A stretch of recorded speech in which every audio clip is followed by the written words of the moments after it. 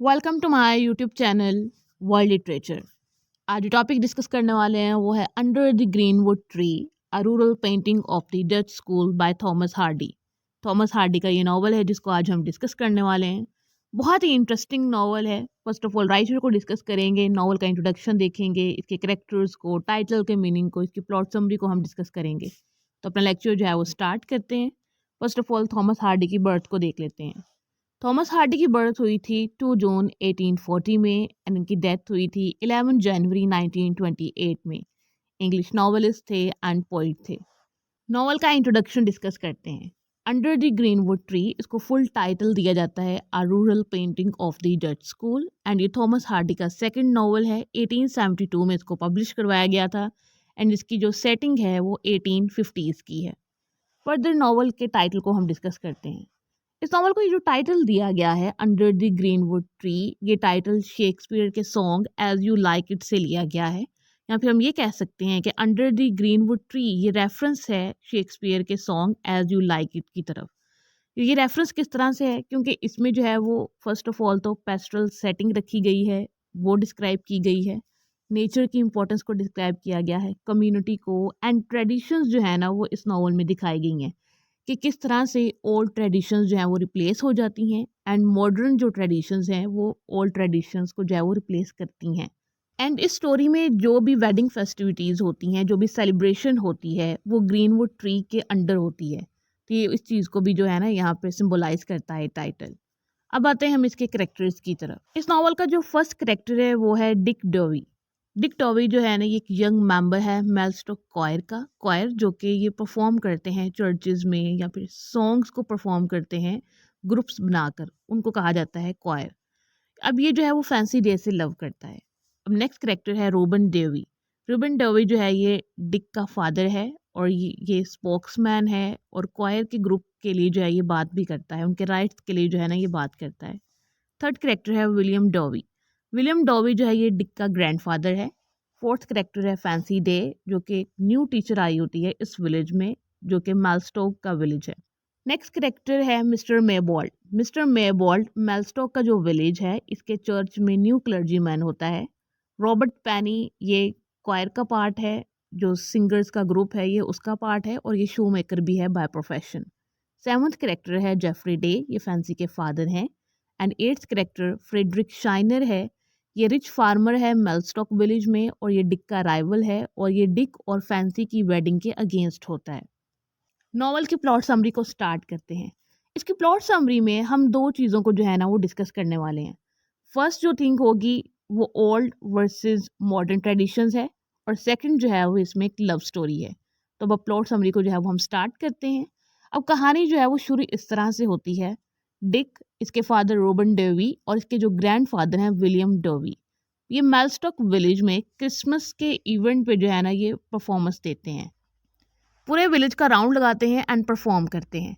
अब विलेज का राउंड लगाने के बाद ये जो ग्रुप था, ये जो क्वायर का ग्रुप था, ये सब लोग जो है वो स्कूल हाउस में आते हैं। जब ये स्कूल हाउस में आते हैं तो डिक जो है ना वो फर्स्ट साइट में ही फैंसी से लव करना शुरू हो जाता है। मीन्स कि ये जब पहली बार फैंसी को देखता है तो इसे जो है ना उससे लव हो जाता है और ये उसे एडमायर करना शुरू कर देता है और उससे जो है ना ये शादी के ख्वाब देखना जो है वो शुरू कर देता है। डिक जो है वो फैंसी की अफेक्शन चाहता था, उसकी ब्यूटी से बहुत ज़्यादा इंस्पायर्ड था और चाहता था कि फैंसी को जो है ना वो कोई और ना देखे, ना ही उसकी तरफ अट्रैक्ट हो। बट फैंसी के और भी बहुत सारे सूटर्स थे जो उसके एडमायर करने वाले थे, जिसमें रिच फार्मर था, मिस्टर मेबॉल्ट था और न्यू क्लर्जी मैन था। ये सब लोग जो हैं वो फैंसी को एडमायर करते थे उसकी ब्यूटी की वजह से और उससे लव करते थे, उससे शादी करना चाहते थे। मेबॉल्ट जो कि न्यू क्लर्जी मैन था मेलस्टॉक विलेज के चर्च में, वो इस क्वायर को इन्फॉर्म करता है कि आप लोग जो पहले परफॉर्म करते थे अब उस चीज़ को हम चेंज कर रहे हैं और अब हमारे पास एक ऑर्गेनिस्ट है जो बहुत अच्छा परफॉर्म करती है और हम न्यू ट्रेडिशंस को लेकर आ रहे हैं और हम मॉडर्नाइजेशन जो है ना वो चर्च में लेकर आ रहे हैं। अब से जो है ना वो एक ऑर्गेनिस्ट जो है वो परफॉर्म किया करेगी और संडे सर्विसेज जो है वो हुआ करेंगी। जब रोबन डेवी और डिक डेवी ये सब लोग इस बात को सुनते हैं तो वो बहुत परेशान हो जाते हैं कि हमारा करियर तो ख़त्म हो रहा है, क्योंकि ओल्ड ट्रेडिशंस के अकॉर्डिंग तो जो है वो क्वायर ही परफॉर्म किया करता था, जो कि ग्रुप्स बनाकर जो है वो परफॉर्मेंस दिया करते थे, सॉन्ग्स को सिंग किया करते थे। لیکن اب جو ہے وہ آرگنز پر پرفارم کیا جائے گا، آرگنز جو کہ ایک میکینیکل مشین ہے سانگس کو پرفارم کرنے کی۔ روبن ڈوبی ڈیسائیڈ کرتا ہے کہ ہم نیو کلرجی مین میبولڈ کے پاس جائیں گے اور اس سے جا کر جو ہے وہ ڈسکس کریں گے کہ نیو ٹریڈیشنز کو جو ہے نا وہ ایسے ہی نہیں لایا جا سکتا، اب سڈنلی ہی اولڈ ٹریڈیشن کو ختم نہیں کر سکتے ہیں۔ بٹ روبن جو ہے وہ فیل ہو جاتا ہے اپنی اس اٹیمپٹ میں، کیونکہ جو نیو کلرجی مین ہے وہ ان کی بات کو نہیں سنتا ہے۔ بٹ مے بالڈ جو ہے وہ کسی کی بات کو نہیں سنتا ہے اور اپنے رولز کو ہی فالو کرتا ہے۔ دوسری طرف ڈک اور فینسی کی لو سٹوری جو ہے وہ سٹارٹ ہو جاتی ہے۔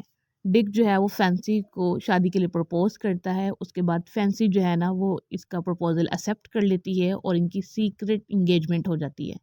بٹ ان کی سیکرٹ انگیجمنٹ کے بعد فینسی کے فادر جو ہے نا وہ اس ریلیشن کو اپوز کرتے ہیں۔ اب فینسی کے فادر جب ایسا کرتے ہیں تو فینسی جو ہے نا وہ کھانا پینا کم شروع کر دیتی ہے، کسی سے بات نہیں کرتی ہے، تو اس کی ہیلتھ جو ہے وہ خراب ہونا شروع ہو جاتی ہے۔ جب فینسی کے فادر دیکھتے ہیں کہ فینسی کی ہیلتھ جو ہے وہ ڈے بائی ڈے جو ہے وہ ڈیکریز ہو رہی ہے، وہ ال ہوتی جا رہی ہے، تو وہ اس ریلیشن شپ کو ایکسیپٹ کر لیتے ہیں اور ڈک اور فینسی کی میرج کو ایکسیپٹ کر لیتے ہیں۔ اب ٹائم جو ہے وہ گزرتا جاتا ہے اور کچھ منتھ بعد فینسی کی فرسٹ سنڈے سروسز کی جو پرفارمنس ہے وہ ہوتی ہے اور ایز اے آرگنسٹ جو ہے نا یہاں پر پرفارم کرتی ہے۔ پرفارمنس کے بعد کیا ہوتا ہے، میبولڈ جو ہے وہ فینسی کو پرپوز کرتا ہے میرج کے لیے۔ فینسی جو ہے نا وہ گلٹ کی وجہ سے اور ریگریٹ کی وجہ سے اس پرپوزل کو ایکسیپٹ کر لیتی ہے۔ بٹ میبولڈ کو بعد میں پتہ چلتا ہے کہ فینسی اور ڈک آلریڈی ایک ریلیشن شپ میں ہے، اور جب میبولڈ کو یہ پتہ چلتا ہے تو وہ فینسی کو ایک لیٹر لکھتا ہے اور وہ اس لیٹر میں کہتا ہے کہ تم آلریڈی ڈک کے ساتھ کمیٹڈ ہو، تمہیں چاہیے کہ تم اس کمٹمنٹ کو کنٹینیو رکھو اور جو میرا پرپوزل ہے اس کو ودرا کر دو۔ اور فینسی میبولڈ کی اس بات کو سنتی ہے اور اسے کہتی ہے کہ میں اپنا انیشیل جو ریلیشن شپ تھا اسے ہی کنٹینیو رکھوں گی، اور میبولڈ کے ساتھ جو اس کا ریلیشن شپ تھا وہ اسے ختم کرتی ہے اور یہ ہمیشہ جو ہے نا وہ ایک سیکرٹ رہے گا۔ میبولڈ اگین اینڈ اگین فینسی کو یہی کہتا ہے کہ تمہیں ڈک کے ساتھ جو ہے نا وہ آنیسٹ رہنا چاہیے، تم نے اس کے ساتھ جو کمٹمنٹ کی تھی اس کے لیے اس کے ساتھ جو ہے وہ آنیسٹ رہنا چاہیے۔ اس کے بعد جو ہے وہ ناول اپنی اینڈنگ کی طرف جاتا ہے، جہاں پہ روبن، ولیم اور میلسٹوک کے سبھی لوگ جو ہے وہ ڈک اور فینسی کی ویڈنگ کو انجوائے کرتے ہیں۔ ڈک اور فینسی شادی کے بعد جو ہے نا وہ ایک دوسرے سے کانورسیشن کرتے ہیں، اور ان کی کانورسیشن اس بات پہ ہو رہی ہوتی ہے کہ ان کا ریلیشن شپ کیوں اسٹرانگ ہے۔ وہ اس وجہ سے ہے کیونکہ یہ ایک دوسرے پہ ٹرسٹ کرتے ہیں، ایک دوسرے پہ جو ہے نا کانفیڈینس رکھتے ہیں۔ اینڈ ڈک فینسی کو کہتا ہے کہ ہمارے درمیان کوئی سیکرٹ نہیں ہے، نہ ہی کبھی جو ہے وہ کوئی سیکرٹ ہوگا۔ اس کے بعد فینسی اسے رپلائی کرتی ہے کہ آج کے بعد کوئی بھی سیکرٹ نہیں ہوگا، اور وہ اس ٹاپک کو جو ہے وہ چینج کرتی ہے اور وہ اپنے مائنڈ میں یہ سوچ رہی ہوتی ہے کہ اس سے پہلے جو ہے وہ سیکرٹ میں کبھی بھی جو ہے وہ تمہیں نہیں بتاؤں گی۔ اور وہ کون سا سیکرٹ ہے؟ وہ سیکرٹ وہ ہے کہ اس نے میبولڈ کا جو پرپوزل ہے وہ ایکسیپٹ کیا تھا۔ یہ سیکرٹ جو ہے وہ ڈک کو نہیں پتہ ہے، اینڈ اسی کے ساتھ یہ ناول جو ہے وہ اینڈ ہو جاتا ہے۔ اس ناول کی سمری کو اگر ہم کنکلوڈ کریں ان سمپل ورڈز، تو اس میں سب سے پہلے تو یہ دکھایا گیا تھا کہ کوائر کا گروپ جو ہے وہ پرفارم کیا کرتا تھا چرچز میں پہلے، اس چیز کو ریپلیس کر دیا جاتا ہے آرگنسٹ کے ساتھ، مینس کہ آرگنس کے تھرو جو ہے نا وہ پرفارمنس کی جاتی ہیں، جس میں انسٹرومنٹس ہوتے ہیں، کیز ہوتی ہیں اور پائپس ہوتے ہیں، ایسے آرگنز ہوتے ہیں جس کے تھرو اب جو ہے وہ سانگس کو پرفارم کیا جاتا ہے۔ اس ناول میں ایک لو سٹوری دکھائی گئی تھی جو کہ فینسی اور ڈک کی تھی، اور ان دونوں کی شادی ہو جاتی ہے اور اس ناول کی جو ہے وہ ہیپی اینڈنگ ہوتی ہے۔ یہ ناول جو ہے وہ تھامس ہارڈی کے باقی ناول سے تھوڑا سا ڈیفرنٹ تھا، کیونکہ تھامس ہارڈی کے موسٹلی ناولز جو ہیں وہ بلیک ہوتے ہیں اور ڈپریسنگ ہوتے ہیں، بٹ یہ ناول جو ہے وہ آپٹیمسٹک تھا۔ اس میں جو اینڈنگ ہے وہ آپٹیمسٹک ہوتی ہے، سبھی لوگ جو ہے وہ ہیپی ہوتے ہیں، بٹ کچھ لوگ جو ہے وہ ہیپی نہیں ہوتے ہیں، کیونکہ جو اولڈ جنریشن ہے وہ اس چیز کو ایکسیپٹ نہیں کرتی ہے کہ ماڈرنائزیشن جو ہے نا وہ آ رہی ہے اور کس طرح سے اولڈ ٹریڈیشنز کو ریپلیس کیا جا رہا ہے ماڈرن چیزوں کے ساتھ۔ آج کے لیکچر میں بس اتنا ہی۔ آئی ہوپ کہ یہاں تک کی جو لیکچر ہے وہ آپ کو سمجھ آیا ہوگا۔ ویڈیو کو لائک اور شیئر اور چینل کو ضرور سبسکرائب کیجیے گا۔ Thanks for watching my channel.